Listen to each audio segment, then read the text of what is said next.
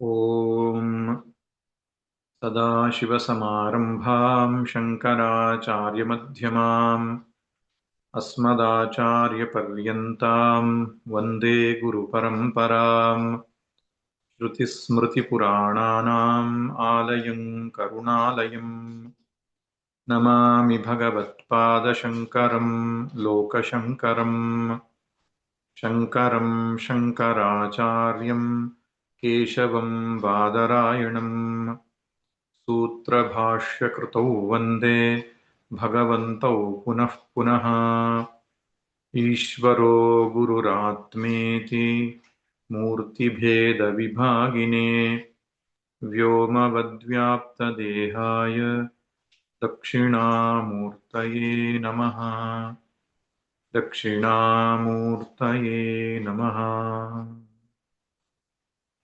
ವಸುದೇವಸುತಂ ದೇವಂ ಕಂಸಚಾಣೂರಮರ್ದನಂ ದೇವಕೀ ಪರಮಾನಂದಂ ಕೃಷ್ಣಂ ವಂದೇ ಜಗದ್ಗುರುಂ ಕೃಷ್ಣಂ ವಂದೇ ಜಗದ್ಗುರುಂ.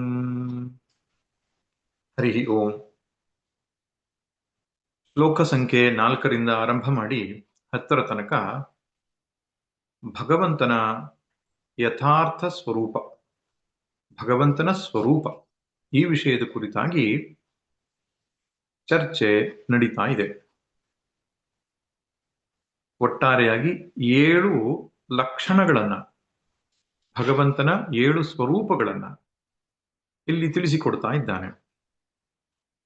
ಮೊದಲನೇ ಶ್ಲೋಕದಲ್ಲಿ ನಮಗೆ 3 ಲಕ್ಷಣಗಳು ಸಿಗುತ್ತೆ. ಮಯಾ ತತಮಿದಂ ಸರ್ವಂ ಜಗದವ್ಯಕ್ತ ಮೂರ್ತಿನ ಮತ್ಸ್ಥಾನಿ ಸರ್ವಭೂತಾನಿ ನ ಚಾಹಂತೇಷ್ವವಸ್ಥಿತಃ.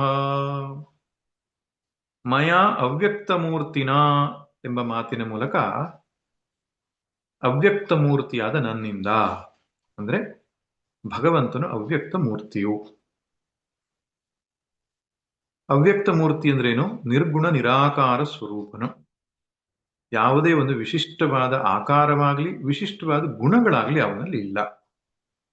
ಕೇವಲ ಚೈತನ್ಯ ಸ್ವರೂಪ ಮಾತ್ರ. ಇರವು, ಅರಿವು, ಅನಂತ ಎಂಬುದಾಗಿ ಉಪನಿಷತ್ತೇನು ಹೇಳಿದೆಯೋ, ಸತ್ಯಂ ಜ್ಞಾನಂ ಅನಂತಂ ಬ್ರಹ್ಮ. ಆ ಇರವು, ಅರಿವು ಅವ್ಯಕ್ತವಾಗಿರತಕ್ಕಂಥದ್ದು, ನಿರ್ಗುಣ ನಿರಾಕಾರವಾಗಿರತಕ್ಕಂಥದ್ದು ಎಂಬುದು ಮೊದಲನೆಯ ಲಕ್ಷಣ. ಎರಡನೇದು ಇದಂ ಸರ್ವಂ ಜಗತ್ ತತಂ ಅಂತ ಕರೆದಿದ್ದಾನೆ. ಇದೆಲ್ಲವೂ ಇಲ್ಲಿ ಸೃಷ್ಟಿಯನ್ನೇ ತೆಗೆದುಕೊಳ್ಬೇಕು. ಪೂರ್ಣ ಸೃಷ್ಟಿಯೇ ಆ ಭಗವಂತನಿಂದ ವ್ಯಾಪಿಸಲ್ಪಟ್ಟಿದೆ. ನೋಡಿ, ಭಗವದ್ಗೀತೆಯ 2ನೇ ಅಧ್ಯಾಯದಲ್ಲಿಯೂ ಕೂಡ ಹೀಗೆ ಒಂದು ಮಾತು ಹೇಳ್ತಾನೆ ಅವನು. ಅವಿನಾಶಿತು ತದ್ವಿಧಿ ಏನ ಸರ್ವಮಿದಂ ತತಂ ಅಂತ ಹೇಳ್ತಾನೆ. ಅಲ್ಲಿ ಜೀವಸ್ವರೂಪವನ್ನು ಹೇಳುವಾಗ ಹೇಳಿದ ಮಾತು. ಜೀವ ಯಾರಪ್ಪ ಅಂತ ಹೇಳುವಾಗ ಅದು ಅವಿನಾಶಿ ಮತ್ತು ಎಲ್ಲವೂ ಅದರಿಂದ ವ್ಯಾಪ್ತವಾಗಿದೆ. ಇದಂ ತತಂ, ಇದೆಲ್ಲವೂ ಅವಿನಾಶಿಯಾದ ಆತ್ಮನಿಂದ ವ್ಯಾಪ್ತವಾಗಿದೆ. ಜೀವಾತ್ಮ ಸ್ವರೂಪ ಹೇಳುವಾಗಲೂ ಕೂಡ ಇದೆಲ್ಲವೂ ಆತ್ಮನಿಂದ ವ್ಯಾಪ್ತವಾಗಿದೆ ಅಂತ ಹೇಳುವಾಗ ಅವಿನಾಶಿ ಎಂಬ ಶಬ್ದ ಕೂಡ ಬಳಸಿದ್ದಾನೆ. ಅಂದ್ರೆ ಅವ್ಯಯ ಅಂತ ಅರ್ಥ, ಅಕ್ಷರ ಅಂತ ಅರ್ಥ. ಇಲ್ಲಿ ಈಶ್ವರ ಸ್ವರೂಪವನ್ನು ಹೇಳುವಾಗಲೂ ಕೂಡ ಇದೇ ಶಬ್ದ ಬಳಸಿದ್ದಾನೆ, ಮಯಾ ತತಮಿದಂ. ಇದರಲ್ಲಿ ನಾವು ಅರ್ಥ ಮಾಡಿಕೊಳ್ಳಬೇಕು, ಜೀವಾತ್ಮ ಸ್ವರೂಪ ಮತ್ತು ಪರಮಾತ್ಮ ಸ್ವರೂಪದಲ್ಲಿ ಅಭೇದವಿದೆ ಅಂತ. ಅದ್ವೈತ ಸಿದ್ಧಾಂತದ ನಿಲುವು ಇದೆ. ಜೀವೋ ಬ್ರಹ್ಮೈವ. ಭಗವದ್ಗೀತೆಯಲ್ಲಿ ನಾವು ಅಲ್ಲಲ್ಲಿ ವಾಕ್ಯಗಳನ್ನ ಸ್ಪಷ್ಟವಾಗಿ ನೋಡಬಹುದು. ಇನ್ನು ಈಶ್ವರ ಸ್ವರೂಪವನ್ನ ನಾವು ತಿಳಿದುಕೊಳ್ಳೋದು ಬಹಳ ಮುಖ್ಯ. ಯಾಕೆಂದ್ರೆ ಪುರಾಣಗಳಲ್ಲಿ ಅಥವಾ ತದನಂತರ ಬಂದ ಆಗಮಗಳಲ್ಲಿ ಕೊಟ್ಟಿರತಕ್ಕಂತಹ ಉಪಾಸನೆಯ ರೂಪಗಳೇನಿದೆ ಅಥವಾ ಜಗತ್ತಿನ ಹಿತಕ್ಕಾಗಿ ಭಗವಂತನು ಮಾಡಿದ ಅವತಾರ ರೂಪಗಳಿವೆ. ಅಷ್ಟಕ್ಕೆ ಸೀಮಿತವಾದುದಲ್ಲ. ಪರಮಾತ್ಮನು ನಾಮರೂಪಗಳ ವೇಷವನ್ನ ಧರಿಸಿ ಭಕ್ತರ ಉದ್ಧಾರಕ್ಕೆ ಬೇರೆ ಬೇರೆ ರೀತಿಯಲ್ಲಿ ಪ್ರಕಟನಾಗಬಹುದು. ಅದು ಅವನ ಸಾಮರ್ಥ್ಯ. ಆದಾಗ್ಯೂ ಅವನ ಪರಸ್ವರೂಪ ಅಂತ ಏನಿದೆ, ಪಾರಮಾರ್ಥಿಕ ರೂಪ ಅಂತ ಏನಿದೆ, ಅದು ಒಂದೇ ತೆರನಾಗಿ ಇರತಕ್ಕಂಥದ್ದು, ಎಲ್ಲೆಲ್ಲೂ ವ್ಯಾಪಿಸಿರತಕ್ಕಂಥದ್ದು ಎಂಬುದನ್ನ ನಾವು ಮನಸ್ಸಲ್ಲಿ ಇಟ್ಟುಕೊಳ್ಬೇಕು. ಇಲ್ಲದಿದ್ರೆ ಹಿಂದೂ ಸನಾತನ ಧರ್ಮದ ಮೂಲ ತಿರುಳೇ ನಮಗೆ ಅರ್ಥವಾಗಲ್ಲ. ಪುರಾಣಗಳಲ್ಲಿ ಅಥವಾ ಬೇರೆ ಬೇರೆ ಗ್ರಂಥಗಳಲ್ಲಿ, ಆಚರಣೆಗಳಲ್ಲಿ ನೋಡುವಾಗ ಎಷ್ಟೆಲ್ಲ ದೇವ್ರ ಪೂಜೆ ಮಾಡ್ತಾರಪ್ಪ ಇವರು ಅಂತ ಅನ್ಸತ್ತೆ. ನವರಾತ್ರಿ ಬಂದಾಗ ದೇವಿ ಪೂಜೆ, ದೇವಿಯಲ್ಲಿ ದುರ್ಗಾ, ಲಕ್ಷ್ಮೀ, ಸರಸ್ವತಿ ಎಂಬುದಾಗಿಯೂ, ಕೃಷ್ಣ ಜನ್ಮಾಷ್ಟಮಿಯಲ್ಲಿ ಕೃಷ್ಣ, ರಾಮನ ನವಮಿ ಬಂದಾಗ ರಾಮ, ಶಿವರಾತ್ರಿಯಲ್ಲಿ ಶಿವ, ಇವಾಗ ಮಕರ ಸಂಕ್ರಾಂತಿ ಬಂದಾಗ ಸೂರ್ಯನು, ಹೀಗೆ ರಥಸಪ್ತಮಿಯೋ ಮತ್ತೊಂದು ಅನೇಕ ದೇವತೆಗಳ ಉಪಾಸನೆ ಮಾಡತಕ್ಕಂತಹ ಒಂದು ಪಂಗಡ ಎಂಬುದಾಗಿ ಕಾಣಿಸುತ್ತೆ. ಆದರೆ ಸಿದ್ಧಾಂತ ಪಕ್ಷ ಏನು ಅಂತ ನೋಡಬೇಕಾದ್ರೆ ಭಗವದ್ಗೀತೆ ಉಪನಿಷತ್ತನ್ನು ಅವಲೋಕಿಸಬೇಕು. ಭಗವದ್ಗೀತೆಯ ಈ ಭಾಗ 7 ಶ್ಲೋಕಗಳೇನಿದೆ, ಭಗವಂತನ ನಿರ್ಗುಣ ನಿರಾಕಾರ ಸ್ವರೂಪವನ್ನ ಅತ್ಯಂತ ಸುಂದರವಾಗಿ ನಮಗೆ ತಿಳಿಸಿಕೊಡುತ್ತೆ. ಆಮೇಲೆ ಹೇಳ್ತಾನೆ, ಸರ್ವಭೂತಾನಿ ಮತ್ಸ್ಥಾನಿ, ಎಲ್ಲ ಚರಾಚರ ಜಗತ್ತು ಅಂತ ಏನಿದೆಯೋ, ಪಂಚಭೂತವಾದ ಪ್ರಕೃತಿ, ಪಂಚಭೂತಗಳನ್ನ ಗ್ರಹಿಸುವಂತಹ ಪಂಚೇಂದ್ರಿಯಗಳು, ಪಂಚಕರ್ಮೇಂದ್ರಿಯಗಳು, ಅಹಂಕಾರ ಚತುಷ್ಟಯ, ಅಂತಃಕರಣ ಚತುಷ್ಟಯ, ಮತ್ತು ಆಭಾಸ ಸಹಿತವಾದ ಅಂತಃಕರಣ ಆಭಾಸ, ಅದಕ್ಕೆ ಹಿಂದಿರತಕ್ಕಂತಹ ಮೂಲ ಪ್ರಕೃತಿ. ಇಲ್ಲಿಂದ ಆರಂಭ ಮಾಡಿ ನಾನು ವ್ಯಷ್ಟಿಯ ವಿಷಯವಾಗಿ ಹೇಳಿದೆ, ಸಮಷ್ಟಿಯಲ್ಲಿಯೂ ಕೂಡ ಹಾಗೇನೆ. ಮೂಲ ಪ್ರಕೃತಿ, ಅಲ್ಲಿಂದ ಮಹತ್ತತ್ವ, ಮಹತ್ತತ್ವದಿಂದ ಅಹಂಕಾರ, ಅಹಂಕಾರದಿಂದ ಪಂಚತನ್ಮಾತ್ರೆಗಳು, ಪಂಚತನ್ಮಾತ್ರೆಗಳಿಂದ ಪಂಚ ಜ್ಞಾನೇಂದ್ರಿಯ, ಪಂಚಕರ್ಮೇಂದ್ರಿಯಗಳು, ಅಂತಃಕರಣ ಚತುಷ್ಟಯ, ಆಮೇಲೆ ಪಂಚತನ್ಮಾತ್ರೆಗಳು ಪಂಚೀಕರಣವಾಗಿ ಪಂಚಮಹಾಭೂತಗಳು, ಅವುಗಳಿಂದ ಸಪ್ತ ಊರ್ಧ್ವ, ಸಪ್ತ ಅಧೋಲೋಕಗಳು. ಈ ಅಂಡ ಮತ್ತು ಪಿಂಡ, ಬ್ರಹ್ಮಾಂಡ ಮತ್ತು ಪಿಂಡಾಂಡ ಅಂತ ಏನ್ ಕರಿತೇವೆ, ಸಮಷ್ಟಿ ಮತ್ತು ವ್ಯಷ್ಟಿ, ಈ ಎರಡೂ ಪ್ರಪಂಚ, ಸ್ಥೂಲ ಸೂಕ್ಷ್ಮ ಕಾರಣವಾಗಿರತಕ್ಕಂತಹ ಈ ಪ್ರಪಂಚವು ಭಗವಂತನಲ್ಲಿ ನೆಲೆಸಿದೆ. ಇದನ್ನ ನಾವು ತಿಳ್ಕೊಳ್ಬೇಕು. ಭಗವಂತನು ಈ ಜಗತ್ತಿನ ಒಳಗೆ ಇರುವವನಲ್ಲ. ಈಗ ಲೋಕಾದಿಗಳನ್ನು ಹೇಳಿದಾಗ ಏನಾಯ್ತು, ಯಾವುದೋ ಲೋಕದಲ್ಲಿ ಅವನು ಇರ್ತಾನೆ ಎಂದಾಗ ಈ ಜಗತ್ತಿನ ಒಳಗಡೆ ಅವನು ಇದ್ದಾಗ ಆಗ್ತದೆ. ಅದು ಉಪಾಸನೆಗಾಗಿ ಕೊಟ್ಟಿರುವಂತಹ ಒಂದು ವಿಷಯ ಎಂಬುದು ಸ್ಪಷ್ಟವಾಗಿ ಮನದಟ್ಟಾಗಬೇಕು. ಸಕಲ ಸೃಷ್ಟಿಯೇ ಅವನ ಆಧಾರದಲ್ಲಿ ನಿಂತಿದೆ. ಭಗವಂತನು ಎಲ್ಲಿ ನಿಂತಿದ್ದಾನೆ ಹಾಗಾದ್ರೆ? ಉಪನಿಷತ್ತಲ್ಲಿ ಚರ್ಚೆ ಆಗತ್ತೆ. ಸುಮಹಿಮ್ನಿ, ತನ್ನ ಮಹಿಮೆಯಲ್ಲಿಯೇ ಇದ್ದಾನೆ. ದೇಶಕಾಲಗಳ ದೃಷ್ಟಿಯಿಂದ ಅವನು ಎಲ್ಲಿ ಇದ್ದಾನೆ ಅಂತ ಕೇಳೋದು. ಯಾವಾಗ, ಎಲ್ಲಿ, ಈ 2 ಪ್ರಶ್ನೆ ದೇಶಕಾಲವನ್ನು ಮನಸ್ಸಲ್ಲಿ ಇಟ್ಟುಕೊಂಡು ಕೇಳೋದು ನಾವು. ದೇಶಕಾಲ ಅತೀತವಾದ ವಸ್ತು ಎಲ್ಲಿ ಮತ್ತು ಯಾವಾಗ ಎಂಬ ಈ 2 ಶಬ್ದದ ವ್ಯಾಪ್ತಿಗೆ ಒಳಪಡಲ್ಲ. ಅದನ್ನು ನಾವು ಅರ್ಥ ಮಾಡಿಕೊಳ್ಬೇಕು. ಆದ್ದರಿಂದ ಭಗವಂತನಲ್ಲಿಯೇ ಈ ಜಗತ್ತು ನೆಲೆಸಿದೆ. ಅವನು ಈ ಜಗತ್ತಿನ ಒಳಗೆ ಯಾವುದೋ ಒಂದು ವ್ಯಕ್ತಿಯ ರೂಪದಲ್ಲಿ ಇರುವವನಲ್ಲ. ಜಗತ್ತಿನೊಳಗೆ ಇರುವವನಲ್ಲ ಎಂಬ ಮಾತಿಗರ್ಥ ಯಾವುದೋ ಒಂದು ರೂಪದಿಂದ ಇರುವವನಲ್ಲ ಅಂತ. ಜಗತ್ತೆನ್ನೋದು ಅವನಿಗಿಂತ ಹೊರತಾಗಿಲ್ಲ, ಅದು ಕೂಡ ಪರಮಸತ್ಯವಾದ ವಿಷಯವೇ. ಅದು ವ್ಯವಹಾರ ದೃಷ್ಟಿಯಲ್ಲಿ ಉಪಾಸನೆಗೋಸ್ಕರ ನಾವೇನು ತೆಗೆದುಕೊಳ್ತೇವೆ, ಅದು ಅವನ ಪಾರಮಾರ್ಥಿಕ ಸ್ವರೂಪ ಅಲ್ಲ ಎಂಬುದನ್ನು ತಿಳಿಸಿಕೊಡ್ತಾನೆ. ನಚಾಹಂತೇಶು ಅವಸ್ಥಿತ. ಮುಂದೆ ಹಾಗಾದ್ರೆ ಅವನಿಗಿಂತ ಹೊರತಾದ ಇನ್ನೊಂದು ಜಗತ್ತಿದೆಯಲ್ಲ ಅಂತ ಯೋಚನೆ ಬಂದ್ರೆ, ಅವನನ್ನು ಲಿಮಿಟ್ ಮಾಡುವ, ಅವನನ್ನು ಪರಿಚ್ಛಿನ್ನ ಮಾಡುವ ಇನ್ನೊಂದು ಪ್ರಪಂಚ ಇದೆಯಲ್ವಾ ಅಂತ ಹೇಳಿದ್ರೆ ಹೇಳ್ತಾನೆ, ನಚಮತ್ಸ್ಥಾನಿ ಭೂತಾನಿ. ಈ ಪ್ರಪಂಚ, ಚರಾಚರವಾದ ಜಗತ್ತು, ಸೃಷ್ಟಿ ಎನ್ನುವಂಥದ್ದು ಕೂಡ ವಾಸ್ತವವಾಗಿ ನನ್ನಲ್ಲಿ ಇಲ್ಲ ಅಂತ. ಮಿಥ್ಯಾಭೂತವಾಗಿ, ಲೋವರ್ ಆರ್ಡರ್ ಆಫ್ ರಿಯಾಲಿಟಿ, ಅದು ನನ್ನಲ್ಲಿ ತೋರ್ತಾ ಇದೆ. ಆ ಅರಿವಿನ ಸ್ವರೂಪದಲ್ಲಿ ಪ್ರಪಂಚ ತೋರ್ತಾ ಇದೆ, ಅರಿವೇ ಪ್ರಪಂಚವಾಗಿ ತೋರ್ತಾ ಇದೆ. ಅದಕ್ಕೆ ಆತ್ಮನಿಗೆ ಹೊರತಾಗಿ ಪ್ರತ್ಯೇಕ ಅಸ್ತಿತ್ವ ಇಲ್ಲ. ಕಾಣುವ ಪ್ರಪಂಚ ಎನ್ನುವುದು ಪರಮಾತ್ಮನೇ. ಅದನ್ನೇ ಮಿಥ್ಯಾ ಅಂತ ಕರೀತಾರೆ. ನೋಡಿ, ಮಿಥ್ಯಾ ಎನ್ನುವ ಶಬ್ದ ಎಷ್ಟು ಗೋಜಲು ಅಂದ್ರೆ ಇಲ್ಲ ಅಂತ ಅಲ್ಲ. ಮಿಥ್ಯಾ ಅಂದ್ರೆ ಸರ್ವಥಾ ಶೂನ್ಯ ಅಂತ ಅರ್ಥ ಅಲ್ಲ. ಅದು ತೋರ್ತಾ ಇದೆ ಅನ್ನೋದನ್ನು ಒಪ್ಪಿಕೊಳ್ತೇವೆ. ವ್ಯವಹಾರಕ್ಕೂ ಸಿಗ್ತಾ ಇದೆ ಅದು. ಆದರೆ ಅಬ್ಸಲ್ಯೂಟ್ ಆಂಗಲ್ ಅಲ್ಲಿ, ಪಾರಮಾರ್ಥಿಕ ದೃಷ್ಟಿಯಿಂದ ಅದಕ್ಕೆ ಸ್ವತಂತ್ರ ಅಸ್ತಿತ್ವ ಇಲ್ಲ.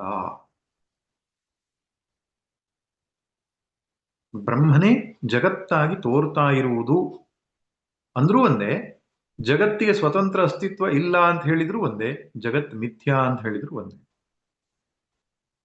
ಆದ್ರಿಂದ ನಾನು ಮಿಥ್ಯಾ ಜಗದಧಿಷ್ಠಾನ ಸ್ವರೂಪನು ಎಂಬುದಾಗಿ ಸ್ಪಷ್ಟವಾಗಿ ತನಗಿಂದ ಹೊರತಾಗಿ ಇನ್ನೊಂದು ವಸ್ತುವೇ ಇಲ್ಲ ಅಂತ ಹೇಳಿದ. ಬ್ರಹ್ಮ ಸತ್ಯಂ ಜಗನ್ ಮಿಥ್ಯಾ ಎಂಬುದಾಗಿ ಹೇಳಿದ್ದಾನೆ. ಆದರೂ ನಾವು ಈ ವ್ಯಾವಹಾರಿಕ ಪ್ರಪಂಚದಲ್ಲಿ ಬದುಕಿದ್ದೇವೆ. ನಮಗೆ ಈ ವ್ಯಾವಹಾರಿಕ ಪ್ರಪಂಚ ಸತ್ಯವಾಗಿ ತೋರ್ತಾ ಇದೆ. ಆದ್ದರಿಂದ ಅಧ್ಯಾರೋಪ ದೃಷ್ಟಿಯಿಂದಲೂ ಮಾತನಾಡಬೇಕಾಗತ್ತೆ, ಅಪವಾದ ದೃಷ್ಟಿಯಿಂದಲೂ ಮಾತನಾಡಬೇಕಾಗತ್ತೆ, ಅಧ್ಯಾರೋಪ ದೃಷ್ಟಿಯಿಂದಲೂ ಮಾತನಾಡಬೇಕಾಗತ್ತೆ. ಅಧ್ಯಾರೋಪ ದೃಷ್ಟಿಯಿಂದ ನೋಡಿದ್ರೆ ಜಗತ್ತಿದೆ ಅಂತ ಅಂದುಕೊಂಡು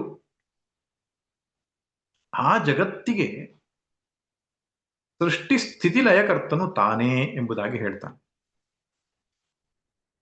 ಮಿಥ್ಯಾ ಜಗತ್ತಾಗ್ಲಿ ಅಥವಾ ಅಜ್ಞಾನ ದಿಸೆಯಲ್ಲಿ ಕಾಣುವ ಸತ್ಯ ಜಗತ್ತಾಗ್ಲಿ ಭಗವಂತನನ್ನೇ ಆಶ್ರಯಿಸಿಕೊಂಡಿದೆ. ಭಗವಂತನೇ ಅದರ ಸೃಷ್ಟಿಕರ್ತ.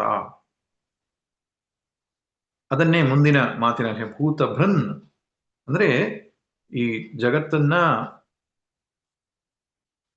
ಎತ್ತುಕೊಂಡಿರುವನು, ಜಗತ್ತನ್ನು ಹಿಡಿದುಕೊಂಡಿರುವವನು ಅಂತ ಅರ್ಥ, ಕಾಪಾಡ್ತಾ ಇರುವವನು ಅಂತ ಅರ್ಥ. ಬಿಭರ್ತಿ, ಕಾಪಾಡುವವನು, ಪೊರೆಯುವವನು, ಪೋಷಿಸುವವನು ಅವನೇ. ಭೂತ ಭಾವನಃ, ಈ ಜಗತ್ತನ್ನು ಸೃಷ್ಟಿ ಮಾಡಿದವನು ಅವನೇ. ಮತ್ತೆ ಈ ಜಗತ್ತೆಲ್ಲವೂ ಕೊನೆಗೆ ಅವನಲ್ಲಿಯೇ ಲಯವಾಗ್ತದೆ. ಯಥೋವಾ ಇಮಾನಿ ಭೂತಾನಿ ಜಾಯಂತೆ ಏನ ಜಾತಾನಿ ಜೀವಂತಿ ಯತ್ ಪ್ರಯಂತಿ ಅಭಿ ಸಂವಿಶಂತಿ. ತೈತ್ತರೀಯ ಉಪನಿಷತ್ತಿನ ಮಾತು. ಅದನ್ನೇ ಭಗವಂತ ಇಲ್ಲಿ ಹೇಳ್ತಿದ್ದಾನೆ. ನಚ ಭೂತಸ್ಥ, ನಾನು ಆ ಭೂತಗಳಲ್ಲಿ ಇರುವವನಲ್ಲ. ಇದು ಸ್ಪಷ್ಟವಾದರೆ ಸೃಷ್ಟಿ ಸ್ಥಿತಿ ಲಯಕರ್ತನು ಈಶ್ವರನು ಎಂಬುದಾಗಿ ಅವನ 5ನೇ ಲಕ್ಷಣ ನಮಗೆ ಗೊತ್ತಾದಾಗ ಆಯ್ತು. ಇನ್ನು 6ನೇ ಲಕ್ಷಣ ಯಾವುದಪ್ಪ ಅಂದ್ರೆ ಅಸಂಗನು ಎಂಬುದಾಗಿ. ಅವನು ಯಾವುದಕ್ಕೂ ಅಂಟಿಕೊಳ್ಳುವವನಲ್ಲ ಎಂಬುದು ಭಗವಂತನ 6ನೇ ಲಕ್ಷಣ. ಶ್ಲೋಕ ಸಂಖ್ಯೆ 6ರಲ್ಲಿ ಯಥಾಕಾಶಸ್ಥಿತೋ ನಿತ್ಯಂ ವಾಯುಃ ಸರ್ವತ್ರ ಗೋ ಮಹಾನ್ ತಥಾ ಸರ್ವಾಣಿ ಭೂತಾನಿ ಮತ್ಸ್ಥಾನೀತ್ಯುಪಧಾರಯ. ಇದರ ಅನ್ವಯ ಅರ್ಥ ಹೀಗಿದೆ. ಯಥಾ ಸರ್ವಗಃ ಮಹಾನ್ ವಾಯು ನಿತ್ಯಂ ಆಕಾಶಸ್ಥಿತಃ, ಹೇಗೆ ಎಲ್ಲೆಲ್ಲೂ ವ್ಯಾಪಿಸಿರುವ ಬಲಶಾಲಿಯಾದ ಅಥವಾ ದೊಡ್ಡದಾದ ವಾಯುವು ನಿತ್ಯವೂ ಆಕಾಶದಲ್ಲಿ ನೆಲೆಸಿದೆಯೋ, ತಥಾ ಹಾಗೆಯೇ ಸರ್ವಾಣಿ ಭೂತಾನಿ ಎಲ್ಲ ಜೀವರಾಶಿಗಳು ಮತ್ಸ್ಥಾನಿ ಇತಿ ಉಪಧಾರಯ ನನ್ನಲ್ಲಿ ನೆಲೆಸಿವೆ ಎಂಬುದಾಗಿ ನಿಶ್ಚಯಿಸು.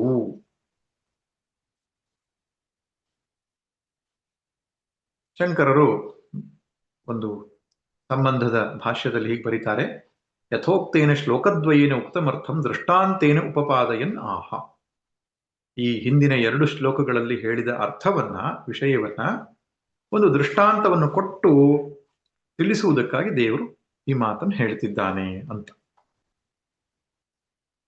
ಆಕಾಶದ ದೃಷ್ಟಾಂತವನ್ನ ಇಲ್ಲಿ ಕೊಡ್ತಿದ್ದಾನೆ. ಈ ಸೃಷ್ಟಿ ಎನ್ನುವುದು ವಾಯು ಇದ್ದ ಹಾಗೆ, ಭಗವಂತ ಅನ್ನೋನು ಆಕಾಶ ಇದ್ದ ಹಾಗೆ ಅಂತ. ಯಾಕಂದ್ರೆ ಈ ನಿರ್ಗುಣ ನಿರಾಕಾರದ ಚೈತನ್ಯದ ಸತ್ತೆಯನ್ನ ನಮ್ಮ ಬುದ್ಧಿಯಲ್ಲಿ ಕಲ್ಪಿಸಿಕೊಳ್ಳಿಕ್ಕಾಗಲ್ಲ ನಮಗೆ. ಅದು ವೃತ್ತಿ ಪರಿಚ್ಛಿನ್ನವಾದ ಜ್ಞಾನ ಅಲ್ಲ. ಆದುದರಿಂದ ಎಲ್ಲೋ ಒಂದು ದೃಷ್ಟಾಂತ ನಮಗೆ ಅದನ್ನು ಅರ್ಥ ಮಾಡ್ಕೊಳ್ಳಿಕ್ಕೆ ಸಹಾಯ ಆಗ್ತದೆ. ಅದು ದೃಷ್ಟಾಂತವೇ ಹೊರತು ಯಥಾರ್ಥ ಅಲ್ಲ ಎಂಬ ತಿಳ್ಕೊಂಡಿರ್ಬೇಕು. ಆಕಾಶದ ಹಾಗೆ ಹೊರತು ಆಕಾಶವೇ ಇದ್ದ ಹಾಗೆ ಪರಮಾತ್ಮ ಇದ್ದಾನೆ ಎಂಬ ಅರ್ಥದಲ್ಲಲ್ಲ. ಅತ್ಯಂತ ಸನಿಹದ ದೃಷ್ಟಾಂತ. ಎಲ್ಲಾ ದೃಷ್ಟಿಯಿಂದಲೂ ಆಕಾಶ ಹೊಂದುತ್ತದೆ. ಉಪನಿಷತ್ನಲ್ಲಿ ವೇದದಲ್ಲಿಯೇ ಒಂದು ಮಾತು ಬರ್ತದೆ, ಬಹುಶಃ ತೈತ್ತರೀಯ ಬ್ರಾಹ್ಮಣ ಎಂಬುದಾಗಿ ಕಾಣಿಸುತ್ತೆ.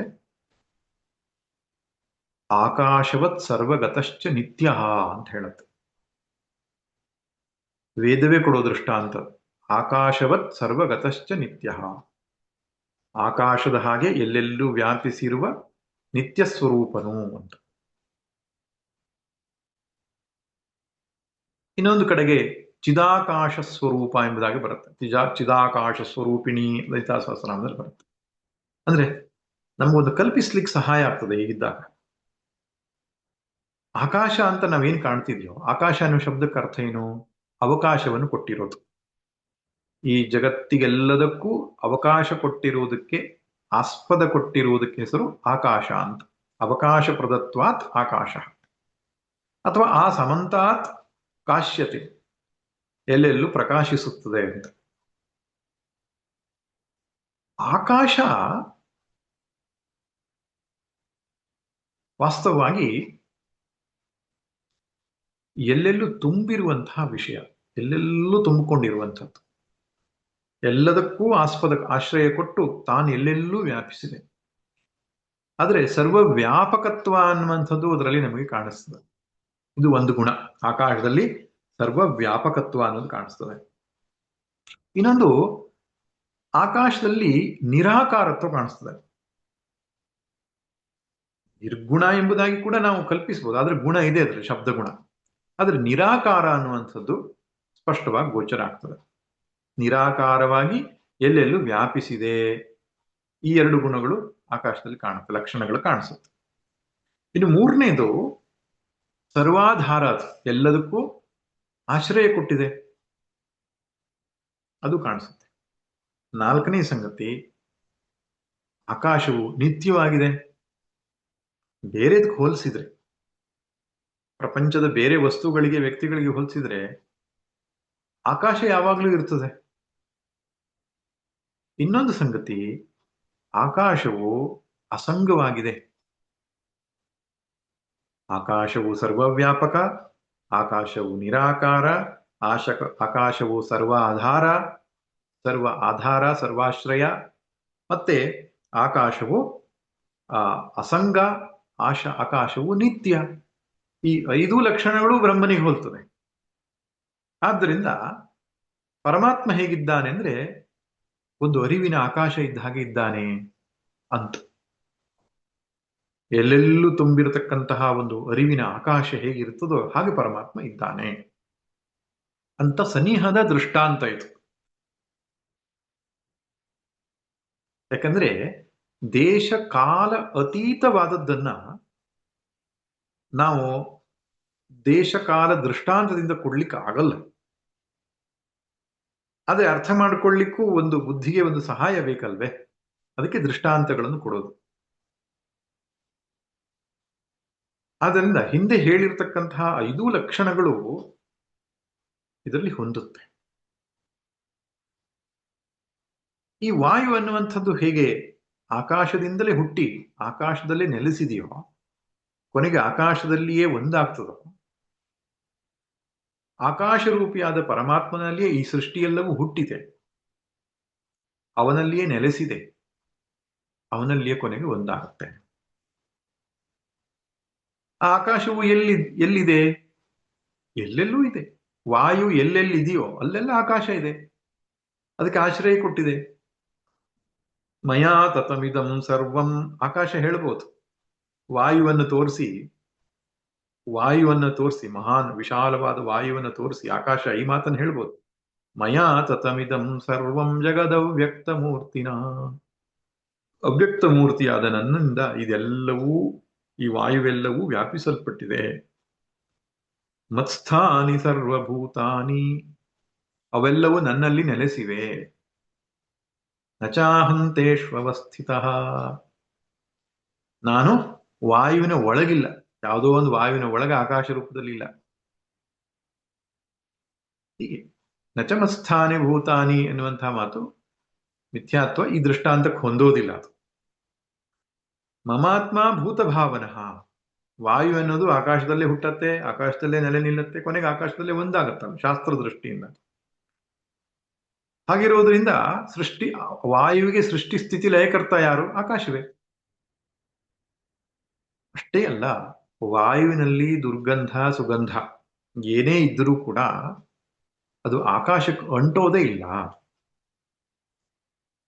ಹಾಗೆಯೇ ಪರಮಾತ್ಮನಿಗೂ ಕೂಡ ಈ ಜೀವರಾಶಿಗಳಲ್ಲಿರ್ತಕ್ಕಂತಹ ದೋಷಗಳೇನಿದೆ ಅದು ಯಾವುದು ಅಂಟೋದಿಲ್ಲ. ಆದ್ದರಿಂದ ಪರಮಾತ್ಮನು ಅಸಂಗ ಅಂತ. ಅದು ಈ ಶ್ಲೋಕದಲ್ಲಿ ಈ ಎಲ್ಲಾ ದೃಷ್ಟಾಂತಗಳೊಟ್ಟಿಗೆ ಅದನ್ನು ಕೂಡ ಸೇರಿಸಿಕೊಂಡು ನಾವು ಅರ್ಥ ಮಾಡಿಕೊಳ್ಬಹುದು. ಭಗವಂತನ 6ನೇ ಲಕ್ಷಣ ಯಾವುದು? ಅಸಂಗನು ಎಂಬುದಾಗಿ. ಆದ್ದರಿಂದ ಈ ದೃಷ್ಟಾಂತ ನಮಗೆ ಅತ್ಯಂತ ಹತ್ತಿರವಾದ ದೃಷ್ಟಾಂತ ಪರಮಾತ್ಮನ ಅರ್ಥ ತಿಳಿದುಕೊಳ್ಳೋದಕ್ಕೆ.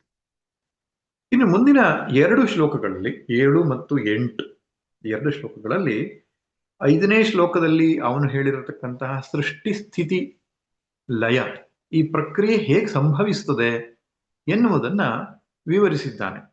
ಶ್ಲೋಕ ಸಂಖ್ಯೆ 7 ಮತ್ತು 8. ಸರ್ವಭೂತಾನಿ ಕೌಂತೇಯ ಪ್ರಕೃತಿಂ ಯಾಂತಿ ಮಾಮಿಕಾಂ ಕಲ್ಪಕ್ಷಯೇ ಪುನಸ್ತಾನಿ ಕಲ್ಪಾದೋ ವಿಸರ್ಜಾಮ್ಯಹಂ. ಹೇ ಕೌಂತೇಯ, ಅರ್ಜುನ, ಕಲ್ಪಕ್ಷಯೇ ಸರ್ವಭೂತಾನಿ ಮಾಮಿಕಾಂ ಪ್ರಕೃತಿಂ ಯಾಂತಿ.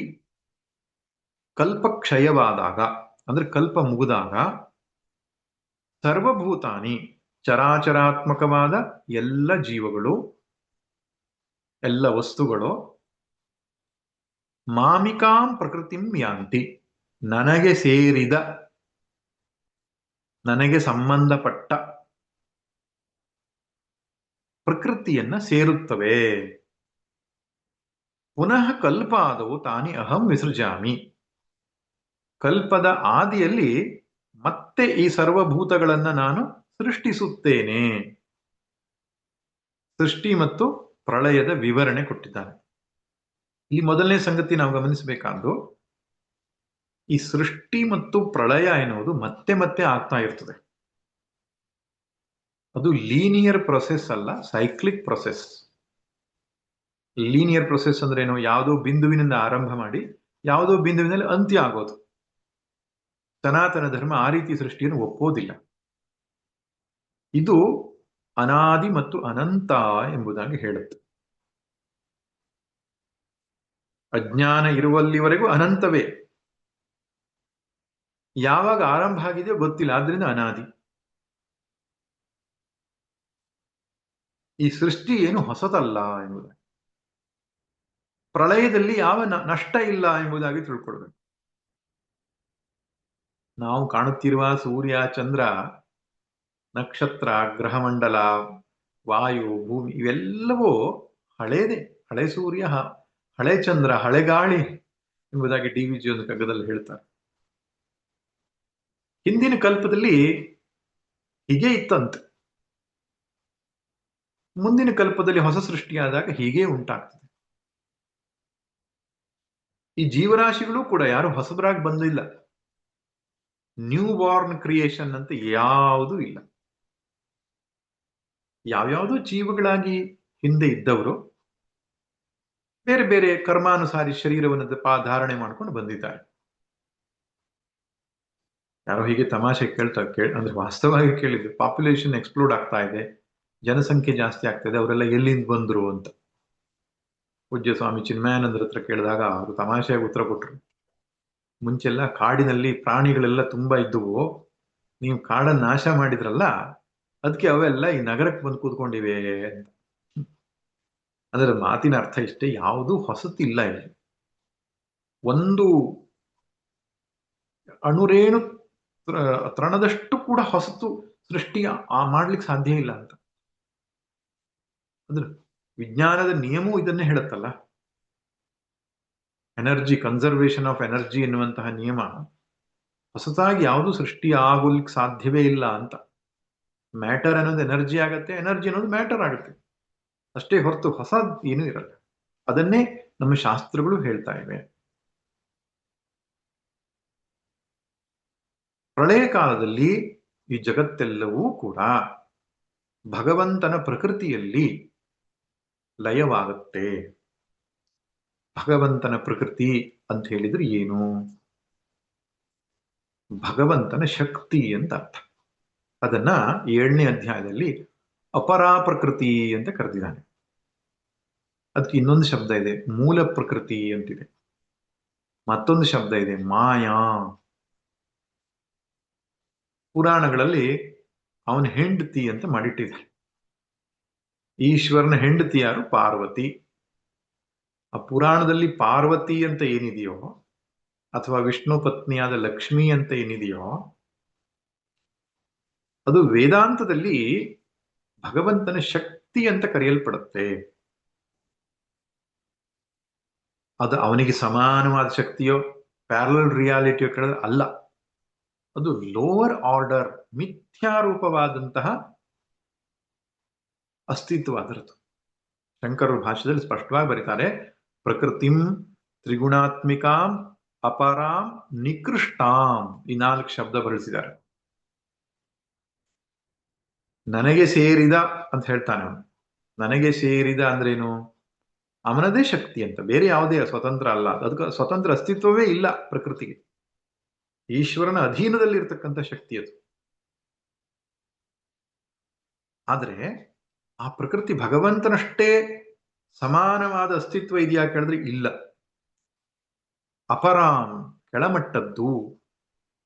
ಅದಕ್ಕೆ ಶಂಕರ ಅಪರಾಮ್ ಅನ್ನೋ ಶಬ್ದಕ್ಕೆ ನಿಕೃಷ್ಟಾಂ ಅಂತ. ನಿಕೃಷ್ಟವಾದದ್ದು ಅಂದ್ರೆ ಅರ್ಥ ಮಿಥ್ಯಾರೂಪವಾದದ್ದು. ಭಗವಂತನಾದರೂ ಪಾರಮಾರ್ಥಿಕ ಸ್ವರೂಪ, ಹೈಯರ್ ಆರ್ಡರ್ ಆಫ್ ರಿಯಾಲಿಟಿ. ಇದು ವ್ಯಾವಹಾರಿಕ ರೂಪವಾದದ್ದು ಅಥವಾ ಪ್ರಾತಿಭಾಸಿಕ ರೂಪವಾದದ್ದು, ಮಿಥ್ಯಾರೂಪವಾದದ್ದು ಎಂಬುದಾಗಿ ಭಗವಂತ ಹೇಳ್ತಾನೆ. ಅದಕ್ಕೆ ತ್ರಿಗುಣಾತ್ಮಿಕವಾದದ್ದು, ಮೂಲ ಪ್ರಕೃತಿ, ಅವ್ಯಕ್ತ, ಅವ್ಯಾಕೃತ, ಮಾಯಾ, ವಿಷ್ಣು ಶಕ್ತಿ, ಈಶ್ವರನ ಶಕ್ತಿ. ಶ್ವೇತಾಶ್ವತರ ಉಪದೇಶದಲ್ಲಿ ಮಾಯಾಂತು ಪ್ರಕೃತಿಂ ವಿದ್ಯಾತ್ಮಾಯಿನಂತು ಮಹೇಶ್ವರಂ, ಈಶ್ವರನ ಶಕ್ತಿ ಎಂಬುದಾಗಿ ಕರೆದಿದೆ. ಅದ್ರಲ್ಲಿ ಈಶ್ವರ ಯಾರು? ಬ್ರಹ್ಮ. ಈಶ್ವರ ಅಂದ್ರೆ ಇಲ್ಲಿ ಶಿವ ಅಂತ ಅರ್ಥ ಅಲ್ಲ. ಪರಾ ಪ್ರಕೃತಿ ಅಂತ ಏನು ಚೈತನ್ಯ ಸ್ವರೂಪ ಇದೆಯಲ್ಲ, ಅವನಿಗೆ ಸಂಬಂಧಪಟ್ಟ ಶಕ್ತಿ ಏನಿದೆ, ಮೂಲ ಪ್ರಕೃತಿ, ಅಲ್ಲಿ ಕಲ್ಪ ಕಳೆದ ಮೇಲೆ ಈ ಸೃಷ್ಟಿ ಎಲ್ಲವೂ ಅಲ್ಲಿ ಹೋಗಿ ಲಯವಾಗಿ ಬಿಡುತ್ತದೆ. ಲಯವಾಗುವುದು ಅಂದ್ರೆ ನಾಶ ಆಗುವುದು ಅಂತ ಅರ್ಥ. ನೀರಿಗೆ ಉಪ್ಪು ಹಾಕಿದಾಗ ಉಪ್ಪು ನೀರಿನ ಲಯ ಆಯಿತು, ಕಾಣದಾಯ್ತು ಅಂತ, ನಾಶ ಆಗಲಿಲ್ಲ, ಮತ್ತೆ ಪುನಃ ಅದನ್ನು ಹೊರ ಪಡೀಬಹುದು. ಹಾಗೆಯೇ ಈ ಸೃಷ್ಟಿಯೆಲ್ಲವೂ ಫೋಲ್ಡ್ ಆಗ್ತಾ ಹೋಗುತ್ತೆ. ಪೃಥ್ವಿ ತತ್ವ ಅನ್ನೋದು ಜಲತತ್ವದಲ್ಲಿ ಒಂದಾಗುತ್ತೆ, ಜಲತತ್ವ ಅನ್ನೋದು ಅಗ್ನಿ ತತ್ವದಲ್ಲಿ ಒಂದಾಗುತ್ತೆ, ಅಗ್ನಿ ವಾಯುವಿನಲ್ಲಿ ಒಂದಾಗುತ್ತೆ, ವಾಯು ಆಕಾಶದಲ್ಲಿ ಒಂದಾಗುತ್ತೆ. ಆ ಸಂದರ್ಭದಲ್ಲಿ ಬರೀ ಆಕಾಶ ಮಾತ್ರ ಕಾಣಿಸುತ್ತೆ, ಬೇರೆ ಇನ್ಯಾವ 4 ಭೂತಗಳಿರೋದಿಲ್ಲ. ಆಕಾಶ ಅನ್ನೋದು ಸೂಕ್ಷ್ಮದಲ್ಲಿ ಒಂದಾಗ್ತದೆ, ಸೂಕ್ಷ್ಮ ಪಂಚತತ್ವದಲ್ಲಿ ಒಂದಾಗ್ತದೆ. ಸೂಕ್ಷ್ಮ ಪಂಚತತ್ವಗಳು ಅದಕ್ಕೆ ಕಾರಣವಾಗಂತ ಅಹಂಕಾರದಲ್ಲಿ ಒಂದಾಗುತ್ತೆ. ಅಹಂಕಾರ ಅನ್ನುವಂಥದ್ದು ಮಹತ್ತತ್ವದಲ್ಲಿ ಒಂದಾಗುತ್ತೆ. ಮಹತ್ತತ್ವ ಅನ್ನುವಂಥದ್ದು ಅವ್ಯಕ್ತದಲ್ಲಿ ಒಂದಾಗ್ತದೆ. ಅವ್ಯಕ್ತ ಅಂದ್ರೆ ಮಾಯೆ, ಪ್ರಕೃತಿ. ಈ ರೀತಿ ಆಲದ ಎಲೆಯ ಮೇಲೆ ಮಲಗಿರುವ ಕೃಷ್ಣ ಅಂತ ಹೇಳ್ತಾರೆ. ಕೃಷ್ಣ ಅಂದ್ರೆ ಅಲ್ಲಿ ಬ್ರಹ್ಮವಸ್ತು. ಆಲದೆಲೆಯ ಒಂದು ನೀರೇನಿದೆ ಅದೇ ಮೂಲ ಪ್ರಕೃತಿ. ಪುರಾಣಗಳು ಅದು ನಮಗೆ ಕಲ್ಪನೆ ಮಾಡ್ಲಿಕ್ಕೆ ಕೊಟ್ಟಿರತಕ್ಕಂಥ ವ್ಯವಸ್ಥೆ. ಕಲ್ಪದಲ್ಲಿ, ಕಲ್ಪದ ಕೊನೆಯಲ್ಲಿ ಅಂತ ಹೇಳ್ತಾನೆ ಭಗವಂತ, ಕಲ್ಪಕ್ಷಯೇ ಕಲ್ಪನಾಶವಾದ ಮೇಲೆ ಅಂತ. ಅಂದ್ರೆ ಅದಕ್ಕೊಂದು ಅಳತೆಯನ್ನು ಕೊಟ್ಟಿದ್ದಾರೆ. ಪ್ರಳಯಕ್ಕೆ ಕಲ್ಪ ಪ್ರಳಯ ಅಂತ ಕರೀತಾರೆ ಇದನ್ನ. ಈ ಮನುಷ್ಯನ ಆಯುಷ್ಯದ ಅಳತೆಯಲ್ಲಿ ನಾವು ಕಲಿಯುಗ, ದ್ವಾಪರ ಯುಗ, ಸತ್ಯಯುಗ, 4 ಯುಗ ಮಾಡ್ತೇವಲ್ಲ, ಆ 4 ಯುಗಗಳು 1,000 ಆದ್ರೆ, ಚತುರ್ಯುಗಗಳು 1,000 ಆದ್ರೆ ಬ್ರಹ್ಮನ ಒಂದು ಹಗಲು, ಇನ್ನೊಂದು 1,000 ಚತುರ್ಯುಗಕ್ಕೆ ಅವನ ಒಂದು ರಾತ್ರಿ. ಸೊ ಬ್ರಹ್ಮನ 24 ಅವರ್, ಒಂದು ದಿನ ಎಷ್ಟು ಸಮಯಪ್ಪ ಅಂದ್ರೆ, ನಮ್ಮ ಮಾನುಷ ಚತುರ್ಯುಗ ಏನಿದೆ, ಚತುರ್ಯುಗದ ಕಾಲ ಏನಿದೆ ಅದು 2,000 ಆದರೆ ಅದಕ್ಕೆ ಒಂದು ಕಲ್ಪ ಅಂತ ಹೇಳ್ತಾರೆ. ಆದ್ದರಿಂದ ಹಾಗೆ ಅವನ ಆಯುಷ್ಯ ತುಂಬಾ ದೊಡ್ಡದು. ನಾವು ಹಿಂದಿನ ಅಧ್ಯಾಯದಲ್ಲಿ ನೋಡಿದ್ದೇವೆ. ಆ 1,000 ಯುಗ, ಚತುರ್ಯುಗ ಕಳೆದಾಗ ಬ್ರಹ್ಮನೂ ಕೂಡ ಏನು ನಿದ್ದೆಗೆ ಹೋಗ್ತಾನೆ, ಅವನ ಅಂತಃಕರಣವೂ ಕೂಡ ಏನು ಲಯವಾಗ್ತದೆ. ಅದು ಎಲ್ಲಿ ಲಯವಾಗ್ತದೆ? ಮೂಲ ಪ್ರಕೃತಿಯಲ್ಲಿ ಲಯವಾಗುತ್ತೆ. ಆ ಮೂಲ ಪ್ರಕೃತಿ ಯಾವುದು? ಪರಮಾತ್ಮನ ಶಕ್ತಿ. ಮಾಮಿಕಾಂ ಅಂತ ಹೇಳ್ತಾನ ಅವನು, ಮಮ ಮಾಯಾ ಅಂತ, ನನಗೆ ಸಂಬಂಧಪಟ್ಟಿದ್ದು ಅಂತ ಹೇಳ್ತಾನೆ. ಆಮೇಲೆ ಸೃಷ್ಟಿ ಅಂದ್ರೆ ಏನರ್ಥ? ಅಲ್ಲಿ ಅಡಗಿರತಕ್ಕಂತಹ ಈ ಜಗತ್ತು ಕಲ್ಪಾದವು ತಾನಿ ಅಹಂ ವಿಸೃಜಾಮಿ. ಕಲ್ಪ ಮುಗಿದ ಮೇಲೆ ಅಂದ್ರೆ ಬ್ರಹ್ಮನ ರಾತ್ರಿ ಕಳೆದ ಮೇಲೆ ಅವನ ಹೊಸ ಡೇ ಶುರುವಾಗ್ತದಲ್ಲ, ಅವನಿಗೆ ನಮ್ಮ ಲೆಕ್ಕದಲ್ಲಿ ಸೂರ್ಯೋದಯ ಅಂತ, ಅವನಿಗೆ ಸೂರ್ಯೋದಯ ಸೂರ್ಯಾಸ್ತ ಇಲ್ಲ, ಅವನ ದಿನ ಅಂತ ಏನು ಶುರುವಾಗ್ತದೆ, ಅವನು ಎಚ್ಚರಗೊಳ್ತಾನೆ. ಆವಾಗ ಈ ಸೃಷ್ಟಿ ಎಲ್ಲವೂ ಮತ್ತೆ ತೋರಿಕೊಳ್ತದೆ, ಅದನ್ನ ನಾನೇ ಮಾಡ್ತೇನೆ ಅಂತ. ಆಮೇಲೆ ಇದೇ ವಿಷಯವನ್ನು ಮುಂದುವರಿಸಿ ಹೇಳ್ತಾನೆ, ಪ್ರಕೃತಿಂ ಸ್ವಾಮವಷ್ಟಭ್ಯ ವಿಸೃಜಾಮಿ ಪುನಃ ಪುನಃ ಭೂತಗ್ರಾಮಮಿಮಂ ಕೃತ್ಸ್ನಂ ಅವಶಂ ಪ್ರಕೃತಿರ್ವಶಾತ್. ಸ್ವಾಂ ಪ್ರಕೃತಿಂ ಅವಷ್ಟಭ್ಯ, ನನ್ನ ಪ್ರಕೃತಿಯನ್ನ ಇಟ್ಟುಕೊಂಡು, ಆಶ್ರಯಿಸಿಕೊಂಡು, ಸಹಾಯ ಪಡ್ಕೊಂಡು, ಇಮಂ ಭೂತಗ್ರಾಮಂ ಪುನಃ ಪುನಃ ವಿಸರ್ಜ್ಯಾಮಿ. ಈ ಭೂತಗ್ರಾಮವನ್ನ, ಭೂತಗ್ರಾಮ ಅಂದ್ರೇನು? ಸಮೂಹ. ಗ್ರಾಮ ಅಂದ್ರೆ ಸಮೂಹ. ಭೂತ ಅಂದ್ರೆ ಚರಾಚರಾತ್ಮಕವಾದ ವಿಶ್ವ, ಸೃಷ್ಟಿ. ಅದನ್ನ ಪುನಃ ಪುನಃ ವಿಸರ್ಜಾಮಿ, ಮತ್ತೆ ಮತ್ತೆ ಸೃಷ್ಟಿಸ್ತೇನೆ. ಹಾಗೇನು ಮತ್ತೆ ಮತ್ತೆ ಪ್ರಳಯ ಮಾಡ್ತೇನೆ ಅಂತ. ಆದ್ದರಿಂದ ಪರಮಾತ್ಮನ ಸನ್ನಿಧಿಯಲ್ಲಿ, ಪರಮಾತ್ಮನ ಆಧಾರದಲ್ಲಿ ಈ ಜಗತ್ತು ತೋರ್ಕೊಳ್ಳುತ್ತೆ, ಅಡಗತ್ತೆ, ತೋರ್ಕೊಳ್ಳುತ್ತೆ, ಅಡಗತ್ತೆ. ಆದ್ರಿಂದ ಅವನು ಸೃಷ್ಟಿ ಸ್ಥಿತಿ ಲಯಕರ್ತ. ಹೇಗೆ ಎಂಬುದನ್ನ ಇಲ್ಲಿ ಸ್ಪಷ್ಟಪಡಿಸ್ತಾ ಇದ್ದಾನೆ. ಇಲ್ಲೊಂದು ಪ್ರಶ್ನೆ ನಮಗೆ ಬರುವುದು ಸಹಜ ಇದೆ. ಏನು? ಸೃಷ್ಟಿಗೆ ಹೇತು ಏನು? ಯಾಕೆ ಸೃಷ್ಟಿ ಮಾಡ್ಬೇಕು? ಅವನಿಗೆ ಕೆಲಸ ಇಲ್ವಾ ಬೇರೆ ಅಂತ? ದೇವರು ಸೃಷ್ಟಿ ಯಾಕೆ ಮಾಡ್ದ ಸ್ವಾಮಿ ಅಂತ ಕೇಳ್ತಾರೆ. ತನ್ನ ಸಂತೋಷಕ್ಕೋಸ್ಕರ ಮಾಡಿದ್ನೋ, ಅಥವಾ ಜೀವರಾಶಿಗಳೆಲ್ಲ ಕಷ್ಟಕ್ಕೆ ನೂಕಬೇಕು ಅಂತ ಮಾಡಿದ್ನೋ? ಕೆಲವರು ಹೇಳೋದುಂಟು, ನಮ್ಮನ್ನೆಲ್ಲ ಕಷ್ಟಕ್ಕೆ ಈಡು ಮಾಡ್ಲಿಕ್ಕೆ ದೇವರು ಸೃಷ್ಟಿ ಮಾಡದ ಅಂತ ಮಾತಾಡ್ಲಿಕ್ಕೆ ಉಂಟು. ಆದ್ರೆ ಭಗವಂತ ಸ್ಪಷ್ಟವಾಗಿ ಹೇಳ್ತಾನೆ, ಪ್ರಕೃತೇ ವಶಾತ್ ಕೃತ್ಸ್ನಂ ಅವಶಂ. ಪ್ರಕೃತಿಗೆ ವಶರಾಗಿ ಇದೆಲ್ಲವೂ ಪರವಶವಾಗಿವೆ ಅಂತ ಹೇಳ್ತಾನೆ. ಇಲ್ಲಿ ಪ್ರಕೃತಿಗೆ ವಶರಾಗಿ ಎಂಬ ಮಾತಿಗೆ ಅರ್ಥ ಏನು? ನಮ್ಮೊಳಗಡೆನೂ ಒಂದು ಪ್ರಕೃತಿ ಇದೆ. ಭಗವಂತನ ಪ್ರಕೃತಿ ಯಾವುದದು? ದೈವಿ ಪ್ರಕೃತಿ ಅದು. ನಮ್ಮೊಳಗಡೆ ಒಂದು ಪ್ರಕೃತಿ ಇದೆ, ನಿಕೃಷ್ಟವಾದ ಪ್ರಕೃತಿ ಇದೆ. ಯಾವುದು? ಅವಿದ್ಯಾ ಕಾಮಕರ್ಮ ಅಂತ. ಆ ಅವಿದ್ಯಾ ಕಾಮಕರ್ಮದ ಬೀಜ ಅನ್ನುವಂಥದ್ದು ಪ್ರಳಯ ಕಾಲದಲ್ಲಿ ನಷ್ಟ ಆಗೋದಿಲ್ಲ. ಈ ಜಗತ್ತೆಲ್ಲವೂ ಕೂಡ ತನ್ನ ರೂಪದಿಂದ ಲಯವಾದರೂ ಕೂಡ ಆ ಅವಿದ್ಯಾ ಕಾಮಕರ್ಮದ ಬೀಜ ಪ್ರಕೃತಿಯಲ್ಲಿ, ಮೂಲ ಪ್ರಕೃತಿಯಲ್ಲಿ ಉಳ್ಕೊಂಡಿರ್ತದೆ. ಅದರಲ್ಲಿ ನಮ್ಮ ಕರ್ಮದ ಬ್ಲೂ ಪ್ರಿಂಟ್ ಇರ್ತದೆ, ನಮ್ಮ ಬಯಕೆಯ ಬ್ಲೂ ಪ್ರಿಂಟ್ ಇರ್ತದೆ. ಬ್ಲೂ ಪ್ರಿಂಟ್ ಇಟ್ಕೊಂಡೇ ತಾನೇ ಮನೆ ಕಟ್ಟಬೇಕಾಗಿರೋದು. ಆದ್ರಿಂದ ಭಗವಂತ ಜೀವರಾಶಿಗಳ ಈ ಕರ್ಮವನ್ನ ಕಳೆಯುವುದಕ್ಕೆ ಭೋಗ್ಯ ಪ್ರಪಂಚವನ್ನ ಒದಗಿಸಬೇಕಾಗ್ತದೆ. ಭೋಗ್ಯ ಪ್ರಪಂಚವೇ ಇಲ್ಲ ಅಂದ್ರೆ ನಮ್ಮ ಕರ್ಮವನ್ನು ನಾವು ಕಳೆದುಕೊಳ್ಳೋದು ಹೇಗೆ? ಅದರಲ್ಲಿ ಸತ್ಕರ್ಮ ಇರ್ಬೋದು, ದುಷ್ಕರ್ಮ ಇರ್ಬೋದು, ಪಾಪ ಇರ್ಬೋದು, ಪುಣ್ಯ ಇರ್ಬೋದು. ಅದಕ್ಕೆ ಬೇಕಾದ ವ್ಯವಸ್ಥೆಯನ್ನ ಮಾಡುವುದಕ್ಕೆ ಸೃಷ್ಟಿ ಮಾಡ್ತಾನೆ. ಆದ್ದರಿಂದ ನಾವು ಹುಟ್ಟಿದ್ದು ಅವಶಾತ್, ಅಂದ್ರೆ ಅಸ್ವತಂತ್ರಂ ಅವಿದ್ಯಾದಿ ದೋಷೈ ಪರವಶೀಕೃತಂ ಪ್ರಕೃತೇ ವಶಾತ್ ಸ್ವಭಾವವಶಾತ್. ನಮ್ಮ ಅವಿದ್ಯಾ ಕಾಮಕರ್ಮ ಎನ್ನುವಂತಹ ಪ್ರಕೃತಿಯಿಂದ ಅಸ್ವತಂತ್ರರಾಗಿ ನಾವು ಸೃಷ್ಟಿಯಲ್ಲಿ ಬಂದಿದ್ದೇವೆ. ಸೃಷ್ಟಿಯೂ ಆಗಿದೆ. ಸೃಷ್ಟಿ ಆಗ್ಲಿಕ್ಕೆ ಕಾರಣ ನಾವೇ, ಭಗವಂತ ಬಯಸಿದ್ದಲ್ಲ. ಜೀವರಾಶಿಗಳಿಗೆ ಕರ್ಮ ಫಲವನ್ನ ಒದಗಿಸುವುದಕ್ಕಾಗಿ ಭೋಗ್ಯ ಪ್ರಪಂಚವನ್ನ ಸೃಷ್ಟಿಸಿದ್ದಾನೆ. ಹೀಗೆಂಬುದಾಗಿ ನಾವು ಅರ್ಥ ಮಾಡಿಕೊಳ್ಳಬೇಕು.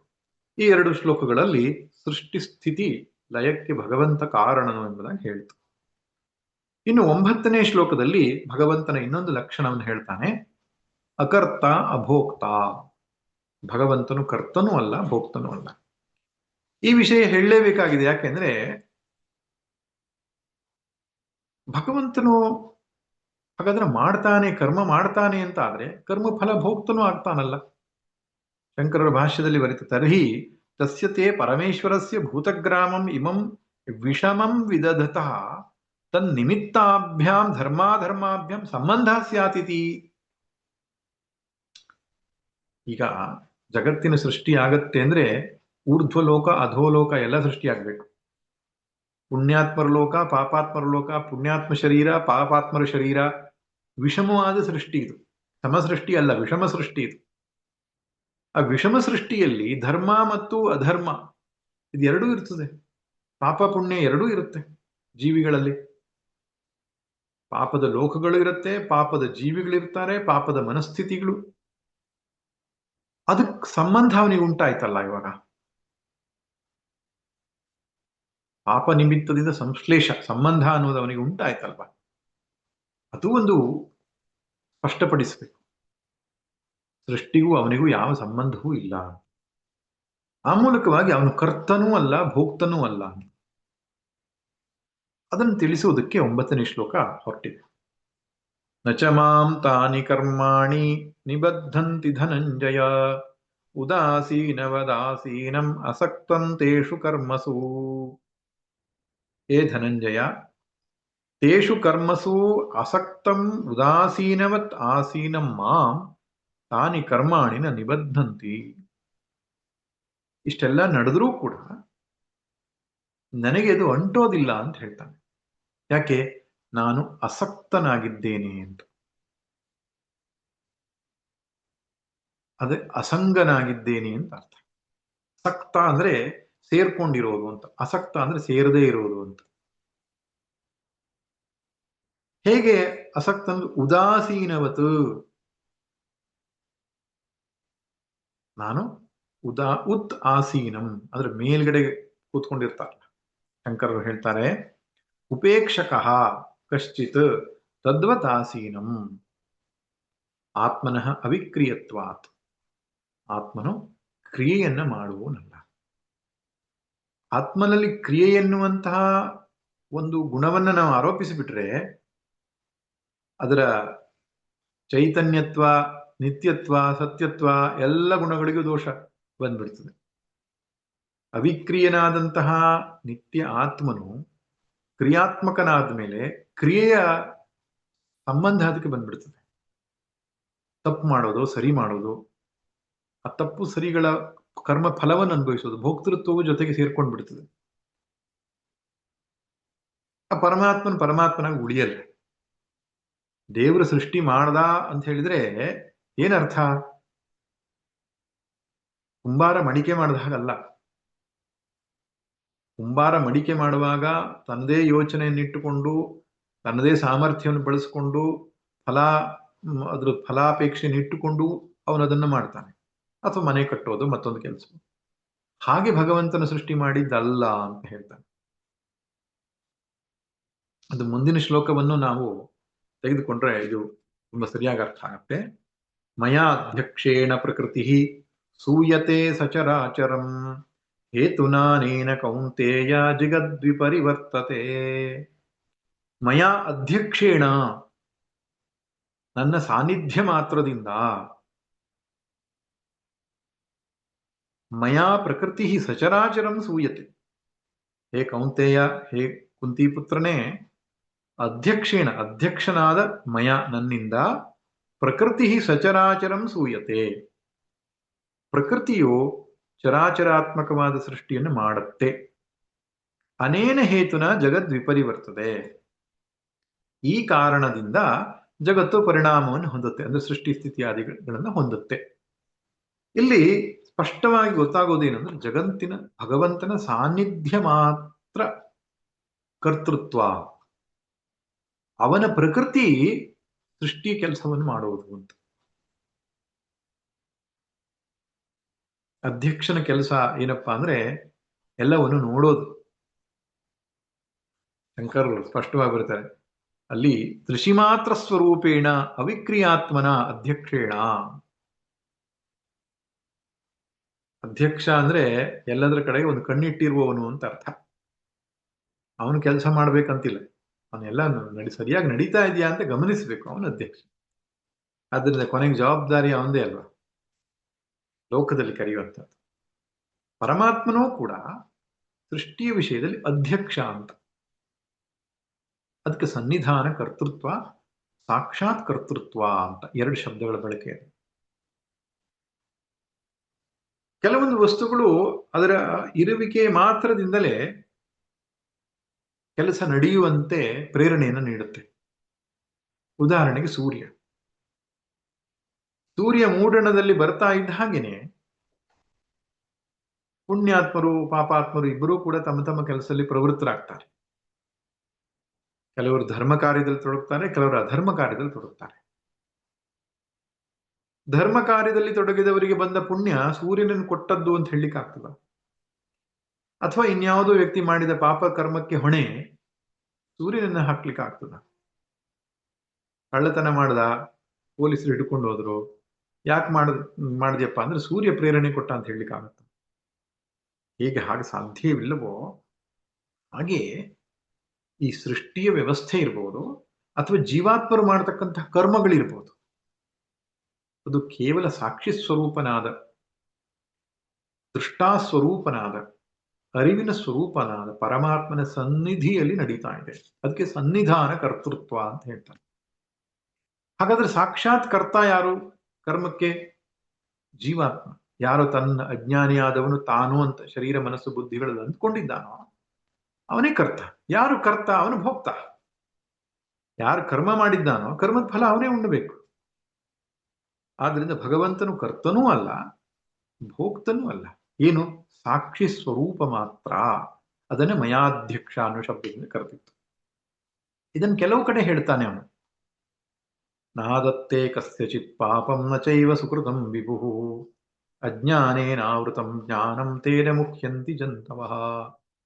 ಜನರು ಒದ್ದಾಡ್ತಿರ್ಲಿಕ್ಕೆ ಕಾರಣ ದೇವರಲ್ಲ ಅಂತ ಹೇಳ್ತಾನೆ.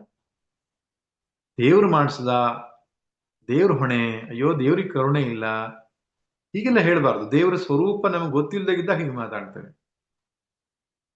ದೇವರು ಅರಿವನ್ನ, ಇರುವನ್ನ, ಅವಕಾಶವನ್ನ, ಅನಂತತ್ವವನ್ನ ಪ್ರದಾನ ಮಾಡಿದ್ದಾನೆ ಈ ಸೃಷ್ಟಿ. ಪ್ರಕೃತಿ ಎಲ್ಲವನ್ನೂ ಮಾಡ್ತಾ ಇದೆ. ಪ್ರಕೃತಿ ಯಾವುದ ಆಧಾರದ ಮೇಲೆ ಮಾಡ್ತಾ ಇದೆ? ನಮ್ಮ ಕರ್ಮದ ಆಧಾರದ ಮೇಲೆ ಮಾಡ್ತಾ ಇದೆ. ಫಲ ನಮಗೆ ಪ್ರಕೃತಿ ತಂದು ಕೊಟ್ಟರೂ ಕೂಡ ನಮ್ಮ ಕರ್ಮವನ್ನ ಆಶ್ರಯಿಸಿ ಅದು ಫಲವನ್ನು ತಂದು ಕೊಡುತ್ತದೆ. ಇಲ್ಲಿ ಪ್ರಕೃತಿ ಅಂದ್ರೆ ಕೇವಲ ಜಡ ಪ್ರಕೃತಿ ಅಂತ ತೆಗೆದುಕೊಳ್ಬಾರದು. ಇದು ಆಭಾಸ ಸಹಿತವಾದ ಪ್ರಕೃತಿ ಅಥವಾ ಹಿರಣ್ಯ ಗರ್ಭ ಎಂಬ ತತ್ವ ಕರ್ಮ ಫಲವನ್ನ ನಮಗೇನು ತಂದು ಕೊಡ್ತದೆ, ಅದಕ್ಕೆ ಕಾರಣ ನಮ್ಮ ಕರ್ಮವೇ. ನಾವು ಕರ್ತ ಆಗಿ ಮಾಡಿದ್ದೆವು, ಭೋಕ್ತ ಆಗಿ ಅನುಭವಿಸಬೇಕು.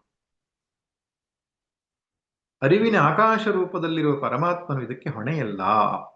ಶಂಕರರು ಸ್ಪಷ್ಟವಾಗಿ ಹೇಳ್ತಾರೆ, ಅಸಕ್ತಂ ಫಲಾಸಂಗರಹಿತಂ ಅಭಿಮಾನ ವರ್ಜಿತಂ ಅಹಂಕರೋಮಿ ಇತಿ ತೇಷು ಕರ್ಮಸು. ಸೃಷ್ಟಿಯನ್ನ ಮಾಡಿದ ಮೇಲೆ ನಾನು ಮಾಡಿದೆನು, ನಾನು ಮಾಡುವವನು ಮತ್ತು ಇಂಥ ಫಲವನ್ನು ಅನುಭವಿಸುವವನು ಎಂಬಂತಹ ಭಾವನೆ ಅವನಿಗೆ ಇರೋದಿಲ್ಲ. ಅತಃ ಇಲ್ಲಿ ಫಲಾಸಂಗರಹಿತಂ ಅಭಿಮಾನ ವರ್ಜಿತಂ, ಫಲದ ಬಗ್ಗೆಯೂ ಆಸಕ್ತಿ ಇಲ್ಲ, ನಾನು ಮಾಡುವವನೇನು ಅಭಿಮಾನವೂ ಇಲ್ಲ. ಅದರಿಂದ ಅಸಕ್ತ ಎನ್ನುವ ಶಬ್ದವನ್ನು ಬಳಸಿದ್ದಾರೆ. ನೋಡಿ, ಚಾತುರ್ವರ್ಣ್ಯಮಯ 4ನೇ ಅಧ್ಯಾಯದಲ್ಲಿ ಇದೇ ವಿಷಯ ಬರುತ್ತದೆ. ಅವತಾರದ ವಿಷಯ ಬಂದಾಗ ಅವತಾರದ ಮಾಡುವಂಥದ್ದಾಗ್ಲಿ ಅಥವಾ ಚತುರ್ವರ್ಣ ವ್ಯವಸ್ಥೆ ಆಗಲಿ, ಗುಣಕರ್ಮ ತಸ್ಯ ಕರ್ತಾರಮಪಿಮ ವಿಧಿ ಅಕರ್ತಾರಂ ಅವ್ಯಯಂ. ನಾನು ಮಾಡುವವನು ಅಲ್ಲ ಅಂತ ಹೇಳ್ತಾನೆ. ಮಾಡುವವನು ಅಲ್ಲ ಅಂದ್ರೆ ಏನು? ನನ್ನ ಸನ್ನಿಧಿಯಲ್ಲಿ ನಡೀತಾ ಇದೆ. ಪ್ರಕೃತಿಯ ವ್ಯವಸ್ಥೆ ಅದು. ಚಾತುರ್ವರ್ಣಾದಿಗಳ ವ್ಯವಸ್ಥೆಗಳಿರಬಹುದು, ಅಥವಾ ಜೀವನಿಗೆ ಯಾವ ಫಲವನ್ನು ಕೊಡಬೇಕು ಅನ್ನುವಂಥದ್ದು ಇರಬಹುದು, ಅಥವಾ ಜೀವನ ಯಾವ ಕರ್ಮ ಮಾಡಬೇಕು ಅನ್ನೋದು ಈಶ್ವರ ಪ್ರೇರಣೆ ಮಾಡೋದಲ್ಲ, ಅವನವನೇ ಪ್ರೇರಣೆ ಮಾಡಿಕೊಂಡು ಯೋಚನೆ ಮಾಡಿಕೊಂಡು ಮಾಡುವಂಥದ್ದು. ಅವನಿಗೆ ಉಪಕಾರ ಆಗಲಿ ಎಂದು ಶಾಸ್ತ್ರವನ್ನು ಕೊಟ್ಟಿದ್ದಾನೆ. ಭಗವದ್ಗೀತೆ, ಉಪನಿಷತ್ತು, ವೇದಗಳನ್ನ ದೇವರು ಕೊಟ್ಟಿದ್ದಾನೆ, ಉದ್ಧಾರ ಆಗಲಿ ಜೀವ ಅಂತ. ಆದ್ರೆ ಕರ್ಮಕ್ಕೆ ನಾವೇ ಹೊಣೆ. ಅದನ್ನೇ ಶಂಕರರು ಮುಂದೆ ಬರೀತಾರೆ, ಅತಃ ಅನ್ಯಸ್ಯಾಪಿ ಕರ್ತೃತ್ವ ಅಭಿಮಾನ ಅಭಾವ ಫಲಾಸಂಗ ಅಭಾವಶ್ಚ ಅಬಂಧ ಕಾರಣಂ ಅನ್ಯಥಾ ಕರ್ಮ ಬಿರ್ಬದ್ಧತೆ ಮೂಢ ಕೋಶಕಾರವತ್ ಇತ್ಯಭಿಪ್ರಾಯ. ಹೇಗೆ ದೇವರು ಹೇಗೆ ಇದ್ದಾನೋ ಹಾಗೇ ನಾವು ಕೂಡ, ನಾನು ಕರ್ತನೂ ಅಲ್ಲ, ನಾನು ಭೋಕ್ತನೂ ಅಲ್ಲ. ಕರ್ತೃತ್ವ ಅಭಿಮಾನ ಅಭಾವ ಫಲಾಸಂಗ ಅಭಾವಶ್ಚ, ಇದೆರಡೂ ಗುಣಗಳನ್ನ ನಾವು ಅನುಸರಿಸಿದರೆ ಅಬಂಧ ಕಾರಣಂ, ಅದು ಬಂಧಕ್ಕೆ ಕಾರಣ ಆಗಲ್ಲ. ಬಂಧಕ್ಕೆ ಕಾರಣ ಆಗೋದು ಯಾವುದು? ನಾನೇ ಕರ್ತ, ನಾನೇ ಭೋಕ್ತ ಅಂತ ಅಂದುಕೊಳ್ಳೋದು. ಅನ್ಯಥಾ ಕರ್ಮ ಬಿರ್ಬದ್ಧತೆ, ಇಲ್ಲದೆ ಇದ್ರೆ, ಈ ಯೋಚನೆ ಮಾಡಲಿಲ್ಲ ನಾವು, ದೇವರು ಹೇಗಿದ್ದಾನೋ ಹಾಗೆ ಜೀವಾತ್ಮನೂ ಕೂಡ ದೇವರ ಸ್ವರೂಪವೇ ಆಗಿರೋದ್ರಿಂದ ಹಾಗೆಯೇ ನಾವು ಅರ್ಥ ಮಾಡಿಕೊಳ್ಳದಿದ್ರೆ ರೇಷ್ಮೆ ಹುಳುವಿನಂತೆ ಕರ್ಮಗಳಿಂದ ಕಟ್ಟು ಪಡೆಯುತ್ತಾನೆ. ರೇಷ್ಮೆ ಹುಳ ತನ್ನ ಸುತ್ತಲೂ ಹೇಗೆ ನೂಲು ಸುತ್ತಕೊಂಡು ಕರ್ಮ ಬಂಧನ ಮಾಡ್ಕೊಳ್ತದೋ ಹಾಗೆ ನಾವು ಕರ್ಮ ಪ್ರಪಂಚದಲ್ಲಿ ಸಿಲುಕಿ ಒದ್ದಾಡಬೇಕಾಗ್ತದೆ. ಆದರೆ ಭಗವಂತನ ಅಧ್ಯಕ್ಷನಾಗಿ ಸನ್ನಿಧಿ ಮಾತ್ರದಿಂದ ಪ್ರಕೃತಿ ಸೂಯತೆ ಸಚರಾಚರಂ, ಚರಾಚರಾತ್ಮಕವಾದ ಸೃಷ್ಟಿಯನ್ನ ಅವನ ಪ್ರಕೃತಿಯು ಹುಟ್ಟಿಸುತ್ತಾಳೆ. ಅನೇನ ಹೇತುನ ಜಗದ್ ವಿಪರಿವರ್ತತೆ, ಈ ಕಾರಣದಿಂದಲೇ ಜಗತ್ತು ಬದಲಾವಣೆಯನ್ನ ಪಡೀತಾ ಇದೆ ಎಂಬುದಾಗಿ ತನ್ನ ಸಾಕ್ಷಿ ಸ್ವರೂಪದ ವಿವರಣೆಯನ್ನ ಭಗವಂತ ಕೊಟ್ಟನು.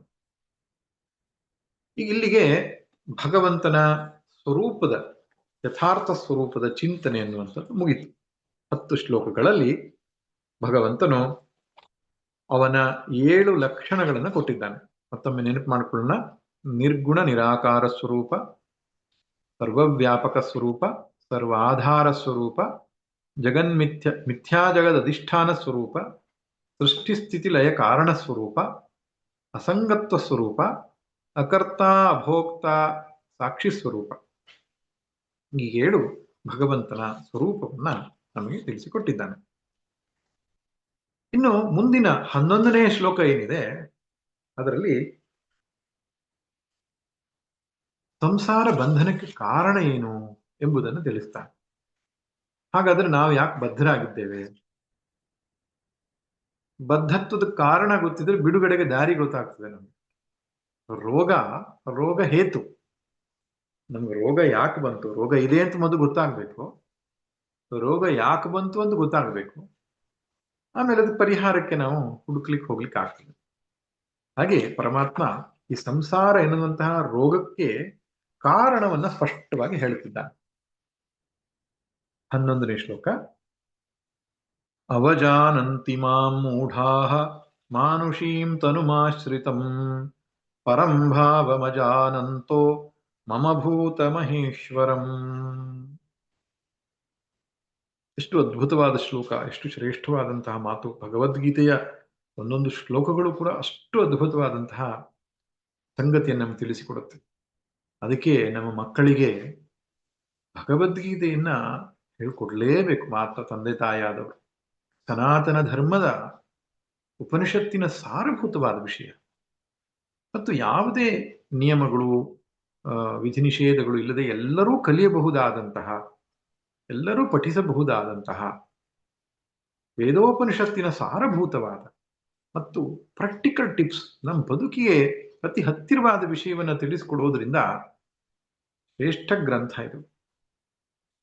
ಸಂಸಾರಕ್ಕೆ ಕಾರಣವನ್ನು ಭಗವಂತ ಹೇಳ್ತಾನೆ, ಭೂತ ಮಹೇಶ್ವರಂ ಮಮ ಪರಂಭಾವಂ ಅಜಾನಂತಹ. ಈ ಭೂತರಾಶಿಗಳಿಗೆ, ಭೂತರು ಅಂತ ಹೇಳಿದ್ರೆ ಜೀವರಾಶಿಗಳು ಅಂತ ಅರ್ಥ. ಈ ಜೀವರಾಶಿಗಳಿಗೆ ಮಹೇಶ್ವರನಾದ ಮಹಾ ಈಶ್ವರ, ಈಶ್ವರ ಅಂದ್ರೆ ಒಡೆಯ ಅಂತ, ದೊಡ್ಡ ಒಡೆಯ.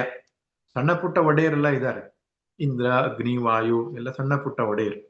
ಮಹಾ ಈಶ್ವರ ಯಾರು? ಪರಮಾತ್ಮ, ಪರಾಪ್ರಕೃತಿ, ಪರಮೇಶ್ವರ. ಅವನೇ ಈಗ ಮಹಾ ಈಶ್ವರ ಅಂತ ಏನ್ ಹೇಳಿದಾನೆ ಇಲ್ಲಿ. ಮಹೇಶ್ವರ ಅಂದ್ರೂ ಅಂದ್ರೆ ಪರಮೇಶ್ವರ ಅಂದ್ರೂ ಒಂದೇ. ಪರಮ ಮತ್ತು ಮಹಾ ಎರಡೂ ಅರ್ಥ ಒಂದೇ, ದೊಡ್ಡದು ಅಂತ ಅರ್ಥ. ಜೀವರಾಶಿಗಳಿಗೆ ಒಡೆಯನಾಗಿರುವ, ಆದಿ ಕಾರಣನಾಗಿರುವ ಮಮ ಪರಂಭಾವಂ ಅಜಾನಂತಹ, ನನ್ನ ಶ್ರೇಷ್ಠ ಸ್ವರೂಪವನ್ನ ತಿಳಿಯದೇ ಇರುವುದು.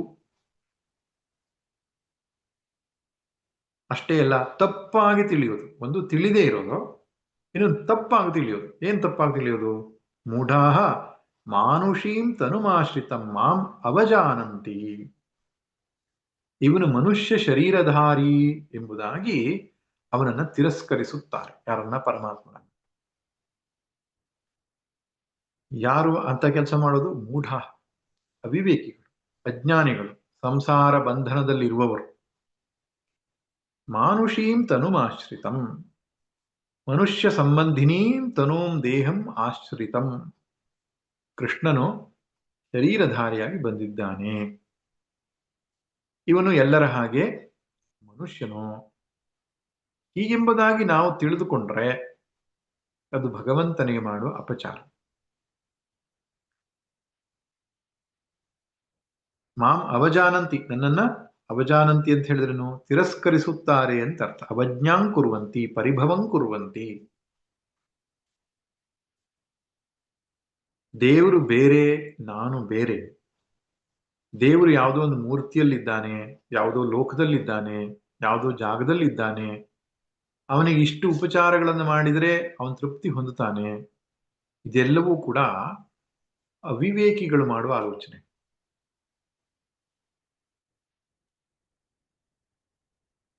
ದೇವಸ್ಥಾನಕ್ಕಷ್ಟೇ ದೇವರನ್ನು ಸೀಮಿತ ಮಾಡುವುದು, ಅವತಾರಕ್ಕಷ್ಟೇ ದೇವರನ್ನು ಸೀಮಿತ ಮಾಡೋದು. ಉಪಚಾರಕ್ಕಿಂತ ಅಪಚಾರವೇ ಆಗ್ತದೆ. ಷೋಡಶೋಪಚಾರದ ಬದಲು ಷೋಡಶ ಅಪಚಾರ ಆಗ್ತದೆ. ಪುನಃ ನೆನಪಿರ್ಲಿ, ಇದು ಪಾರಮಾರ್ಥಿಕ ದೃಷ್ಟಿಯಿಂದ ಹೇಳುವಂತ ಮಾತು. ಅದೆಲ್ಲವೂ ಕೂಡ ಅವನ ಸಗುಣ ಸಾಕಾರ ರೂಪವನ್ನ ಭಜಿಸುವುದು, ಆರಾಧಿಸುವುದು, ಅದು ತುಂಬಾ ಮುಖ್ಯ. ಅದು ನಮ್ಮ ಅಂತಃಕರಣ ಶುದ್ಧಿಗೆ ಬೇಕು, ಚಿತ್ತೇಕಾಗ್ರತೆಗೆ ಬೇಕು, ಚಿತ್ತ ಉಪಶಾಂತಿಗೆ ಬೇಕು, ಚಿತ್ತ ವೈಶಾಲ್ಯತೆಗೆ ಬೇಕು, ಚಿತ್ತದಲ್ಲಿ ಸದ್ಗುಣ ಪ್ರಕಟವಾಗುವುದಕ್ಕೆ ಬೇಕು. ಆದರೆ ಅದು ಪರಮಾರ್ಥ ಅಲ್ಲ. ಆದ್ರಿಂದ ಇದರ ಮೊದಲನೇ ಅರ್ಥ ಏನಪ್ಪಾ ಅಂದ್ರೆ, ನನ್ನನ್ನ ಮಾನುಷೀ ತನುವನ್ನ ಆಶ್ರಯಿಸುವ ನನ್ನನ್ನ ತಿರಸ್ಕರಿಸುತ್ತಾರೆ. ನನ್ನ ಪರಭಾವವನ್ನು, ಶ್ರೇಷ್ಠ ಭಾವವನ್ನ ಇವರು ತಿಳಿಯುವುದಿಲ್ಲ ಅಂತ. ಶ್ರೇಷ್ಠ ಭಾವ ಅಂದ್ರೆ ಯಾವುದು? ಈ 7 ಲಕ್ಷಣಗಳನ್ನು ನಾವೇನ್ ಹೇಳಿದ್ದೇವೆಲ್ಲ, ಭಗವಂತನು, ಅವ್ಯಕ್ತನು, ಸರ್ವವ್ಯಾಪಕನು, ಈ ರೀತಿಯಾಗಿ ತಿಳಿದುಕೊಳ್ಬೇಕು ಭಗವಂತನ ಯಥಾರ್ಥ ಜ್ಞಾನ ಅಂತ ಹೇಳೋದು. ಇಲ್ಲದಿದ್ರೆ ನಾವು ನೋಡ್ತೇವಲ್ಲ, ಸನಾತನ ಧರ್ಮದಲ್ಲಿಯೇ ವೈಷ್ಣವರು, ಶೈವರು, ಅವರ ಮಧ್ಯೆ ಆಗ್ತಕ್ಕಂತಹ ಘರ್ಷಣೆ. ಆ ದೇವರು ಶ್ರೇಷ್ಠ, ಈ ದೇವರು ಕನಿಷ್ಠ, ಆಚರಣೆ ಶ್ರೇಷ್ಠ, ಈ ಆಚರಣೆ ಕನಿಷ್ಠ, ಅಜ್ಞಾನದಿಂದ ಮಾಡ್ಕೊಳ್ತಾ ಇರ್ತಕ್ಕಂಥದ್ದು. ಇದು ಒಂದರ್ಥ. ಇನ್ನೊಂದು ಅರ್ಥ ಇದೆ, ಬಹಳ ಸುಂದರವಾದ ಅರ್ಥ. ಮಾನುಷೀಂ ತನುಮಾಶ್ರಿತಂ ಮಾಂ ಅಂದಾಗ ಈ ಮನುಷ್ಯ ಶರೀರದಲ್ಲಿರುವ ಆತ್ಮನನ್ನ ಅಂತ ಅರ್ಥ. ಒಂದರ್ಥ ಅವತಾರ ಶರೀರ ಅಥವಾ ಮೂರ್ತಿ ಶರೀರದಲ್ಲಿರುವ ಪರಮಾತ್ಮನನ್ನ ಅವನ ಪರಸ್ವರೂಪವನ್ನರಿಯದೆ ಮೂರ್ತಿಗಷ್ಟೇ ಸೀಮಿತ ಮಾಡಿಕೊಂಡ್ರೆ ಅವನನ್ನು ತಿರಸ್ಕಾರ ಮಾಡಿದ ಹಾಗಾಯ್ತು ಅಂತ. ಇನ್ನೊಂದರ್ಥ, ಈ ಮನುಷ್ಯ ಶರೀರದಲ್ಲಿ ಸಾಕ್ಷಿ ರೂಪದಿಂದಿರುವ ಆ ಪರಬ್ರಹ್ಮ ಪರಮಾತ್ಮನು ಪ್ರತಿಯೊಂದು ಶರೀರದಲ್ಲಿಯೂ ಸಾಕ್ಷಿ ರೂಪದಿಂದ ಪ್ರಕಟನಾಗ್ತಾ ಇದ್ದಾನೆ. ಆ ಸಾಕ್ಷಿ ರೂಪದಲ್ಲಿರುವ ಪ್ರತ್ಯಗಾತ್ಮ ಬ್ರಹ್ಮ ಏನಿದ್ದಾನೋ ಅವನನ್ನು ಕಡೆಗಣಿಸಿ ನಾನು ಈ ಶರೀರ ಅಂತ ಅಂದುಕೊಳ್ಳೋದು ಭಗವಂತನಿಗೆ ಮಾಡೋ ತಿರಸ್ಕಾರ.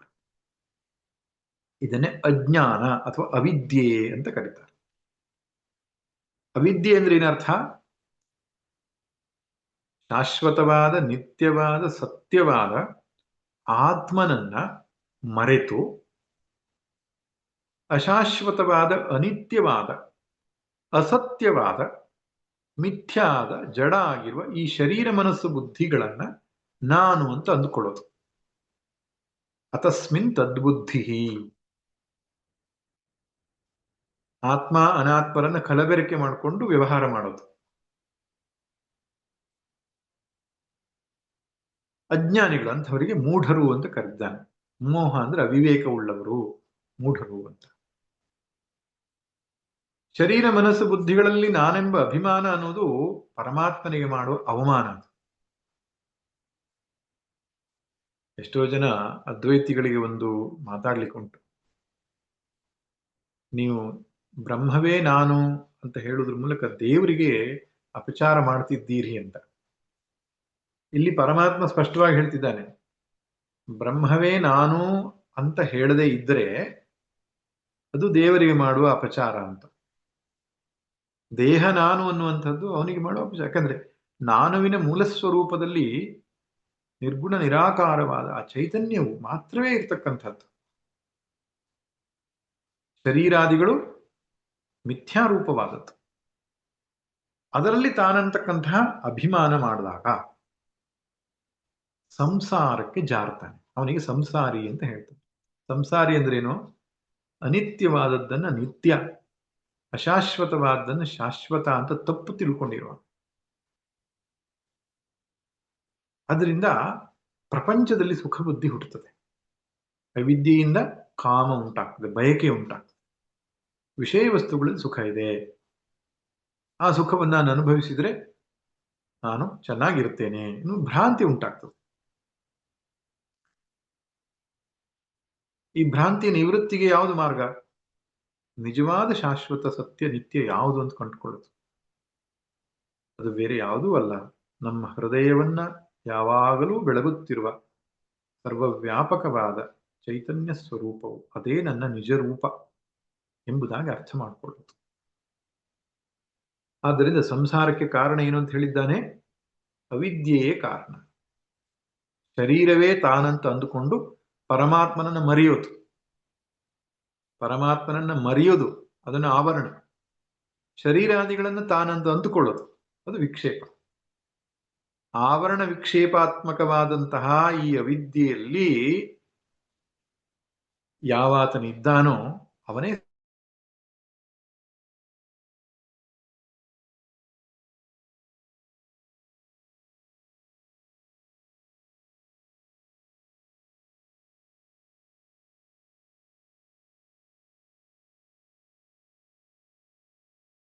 ಆಸ್ತಿಕರು ಮತ್ತು ಆಸ್ತಿಕ ಭಕ್ತರು ಮಾಡುವ ವಿವಿಧ ಉಪಾಸನೆಗಳ ಕುರಿತಾದಂತಹ ಚಿಂತನೆ ನಾಳೆಗೆ ನೋಡೋಣ. ಸರ್ವೇ ಭವಂತು ಸುಖಿನಃ, ಸರ್ವೇ ಸಂತು ನಿರಾಮಯಾಃ, ಸರ್ವೇ ಭದ್ರಾಣಿ ಪಶ್ಯಂತು, ಮಾ ಕಶ್ಚಿತ್ ದುಃಖ ಭಾಗ್ ಭವೇತ್. ಓಂ ಶಾಂತಿ ಶಾಂತಿ ಶಾಂತಿ. ನಾರಾಯಣ ನಾರಾಯಣ.